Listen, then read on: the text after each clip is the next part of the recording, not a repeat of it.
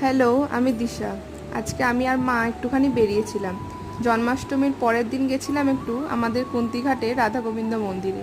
এই মন্দিরটা তোমরা হয়তো অনেকেই জানবে, আর যারা জানো না কুন্তিঘাটের কাছাকাছি আছো তারা অবশ্যই কিন্তু এসো। মন্দিরটা খুব সুন্দর, বাইরেটা যতটা ভালো ভেতরটা তার থেকে আরও সুন্দর।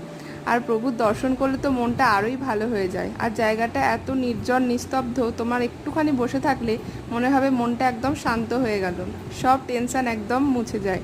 আর হ্যাঁ, জন্মাষ্টমীর দিন কিন্তু এই মন্দিরটা খুব সুন্দরভাবে সাজায়। তোমরা পারলে জন্মাষ্টমীর দিন এসো, এই মন্দিরটা দেখতে একদম অপূর্ব লাগে। জন্মাষ্টমীর দিনই আসতাম, কিন্তু যেহেতু সেদিন দিদির বাড়ি পুজো ছিল তাই সেদিনকে আর বেরোতে পারিনি। তো যাই হোক, আজকে বেরোলাম, খুব ভালো লাগছিল, অনেকটা সময় কাটিয়েছিলাম আজকে। তো আর কি, সেদিনের সন্ধ্যাটা খুব সুন্দরভাবে কেটেছিল। তো ভিডিওটা কেমন লাগলো তোমরা অবশ্যই একটা ছোট্ট কমেন্ট করে জানিও। ভালো লাগলে অবশ্যই একটা লাইক করতে ভুলো না।